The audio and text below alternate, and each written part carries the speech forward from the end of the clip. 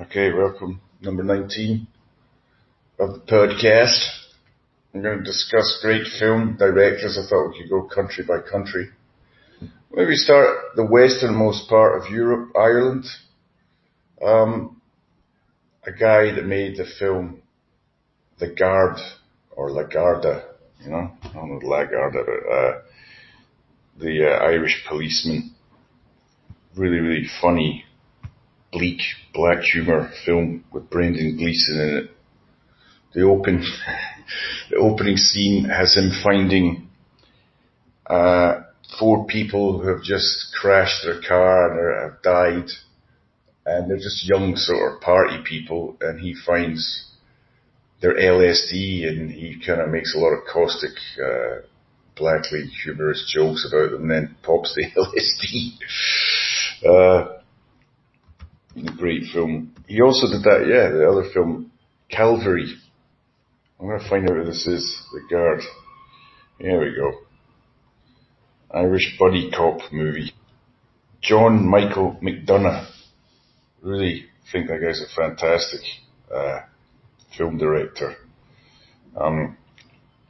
He did another movie called Calvary. In this one, The Guard, Don Cheadle is in that. He's like this hotshot FBI guy that comes over to Ireland. And Brendan Gleeson says a lot of highly inappropriate stuff to him. And it's a really great film. Very enjoyable. It did well as well. The most successful independent Irish film of all time. Overtaking The Wind That Shakes the Barley. Good for them. Then they had... I'm going to look up on this guy, John Michael McDonagh, see what other films he's done. He did Calvary, which is dealing with the Catholic Church. He's born in Elephant and Castle, London, Irish. Calvary 2014. I think Brendan's in that one as well. He plays a hard put upon priest. Yeah, Brendan Gleeson is in that one. Chris O'Dowd. Dylan Moran, or Moran, as the British like to say. That's a great film.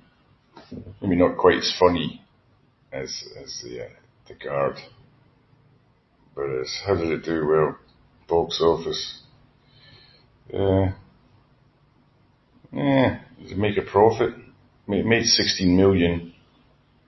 What was the budget? Yeah. Too bad we have to look, but that, if it makes a profit, it means he can keep making them.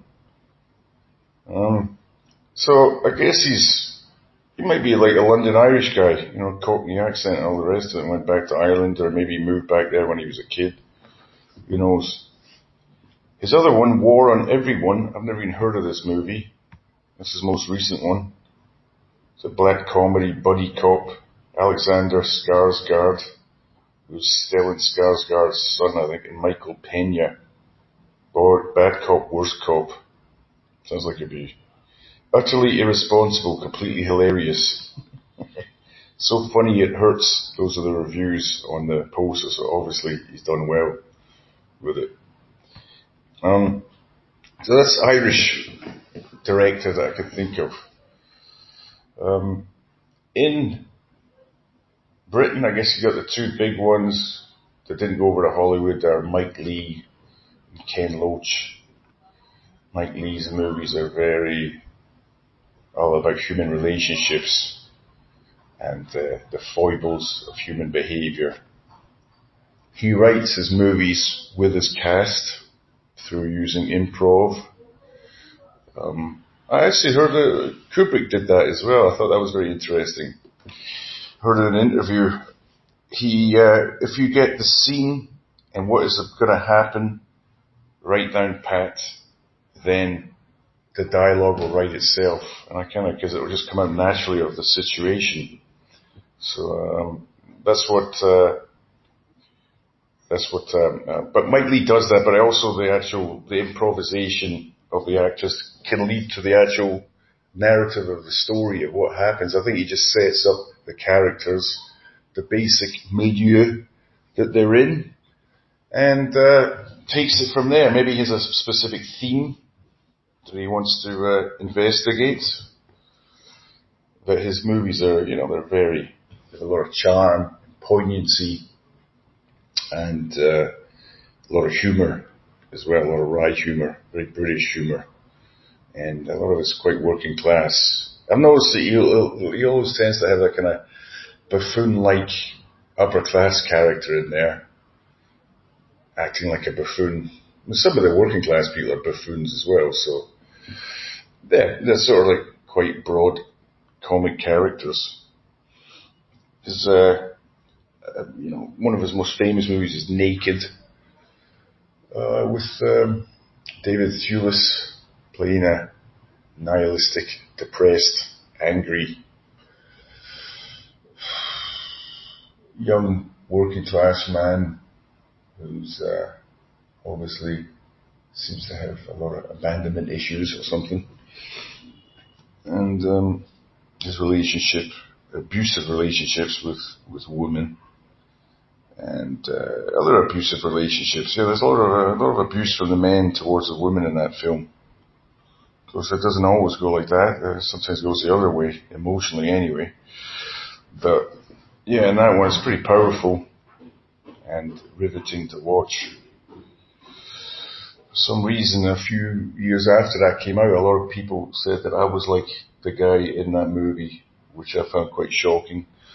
I didn't think I was like him, but maybe that's the intellectual working class scum thing, is that because I swear a lot, or I used to, and yet I'm relatively cerebral, or I think about things because I can't help it. It's just intrinsic in my makeup. Yeah, this doesn't seem to be. It's the combination of those two things. That's how one guy described it anyway, because I asked him, well, why am I like this guy? He said the combination of like, intelligence and vulgarity. Which is fair enough. I don't mind that. Alexander Skarsgård. Well, that's from the other one. What were we talking about? Oh yeah, but anyway, is he the son of, he's probably the son of that Stellan Skarsgård. He must be. He's the eldest son of actor Stellan Skarsgård. Yeah. Anyway, so that's Mike Leigh. Did another movie, Topsy Turvy, I think it's called, about Gilbert Sullivan. That was really enjoyable. The wonderful Jim Broadbent, with the best nose in show business since W.C. Fields or Richard Nixon. And then there's Ken Loach, another sort of middle class guy.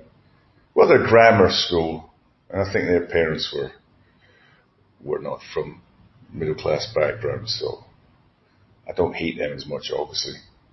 Not that I'm being sarcastic. I don't hate people who are middle class, but I have a bit more respect for people who come from a more difficult background and are not just doing, what do you call it, poverty tourism in their films. Kind of like Guy Ritchie is a bit like that. Although some of his films are funny, but so Ken Loach, I think is Cathy Come Home, that actually changed the law in Britain. Just shows you how important art can be. It changed the homeless laws. It created a charity to, I think Shelter came out of that, which is a homeless charity in Britain. Came directly out of that film being shown on TV. They used to have like a play of the week thing, and it was about a woman. I think she was pregnant, and her becoming she had children, and her becoming homeless, which of course was going right back to where we were, square one in London all over again. Some things change, some things never change. Okay, we're coming to that. So that's Ken Loach. Another great film by him is Kes, which I saw as a kid and really related to. It's pretty gut-wrenching about this young boy from, it's not even the fact that they're poor, but a totally neglected child, abused by his big brother, like aggressively abused, and his mum, and brought up without any nurturing whatsoever, and then he develops a relationship with a kestrel. Brian Glover's in that too.